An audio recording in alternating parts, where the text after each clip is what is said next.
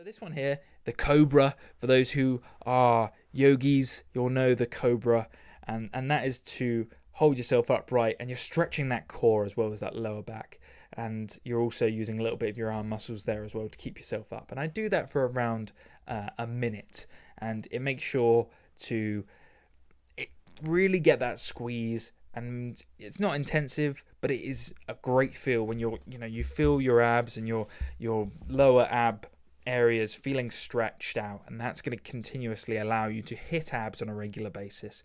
And at the same time, you're stretching out your lower back as well, so that's also a killer. And I'm going to show in a minute as well that this is followed by a couple of other movements that are going to targeting that lower back, because it is a vulnerable area.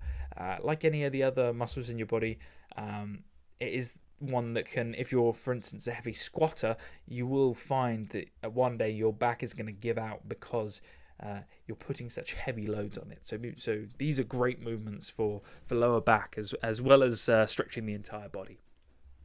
And the next one is followed by the child pose.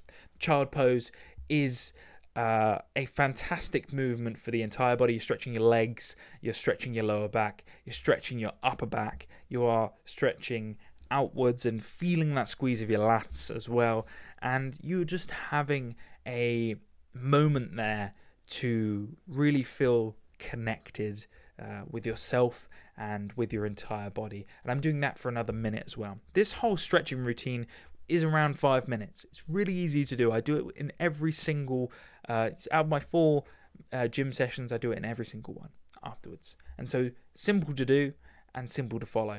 As for those listening, child pose, please look it up. Cobra, please look it up as well. It's the Cobra's like it says. I am doing a Cobra where I am pushing my chest up into the air. My hands are on the mat, and I've got my legs flat on the ground behind me, and I'm staring into the sky, allowing myself to be able to stretch out the abs. And then with the child pose, I have my legs on the ground in a seated position with my bum against my heels, and then I have my hands on the floor stretching out forwards with my head between my hands on the ground. And normally I'm just like in this sort of sleepy state where I've just done this tough sort of regime of exercises, and so this is nice to wind down and allow myself to cool down as well. And so this child pose is followed by I would say the most important stretch. This is where I am stretching my sort of lower back, I'm stretching my hip flexors, and I am having my legs in a 90-degree angle and switching them from left to right in order to be able to basically stretch out my lower back. And sometimes if I've felt like I've been sat at a desk all day, I will be really, really clicky. I'll be clicking that lower back because of the tension in there, because I've been sat upright all day. And so it's very much so a level of tension that can build up in your lower back when you are just sat at a desk all day. And so, flexing those muscles in your hips and in the sort of like hip flexing muscles is going to really help you if you do cardio as well, and it's going to help you just feeling less tight.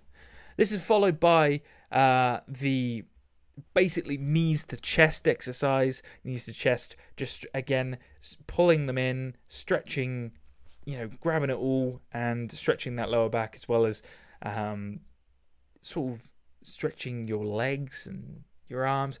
Again, this is a serious lower back one which I use, and it's just great. It's just an all-round fun exercise to just finish off the stretching.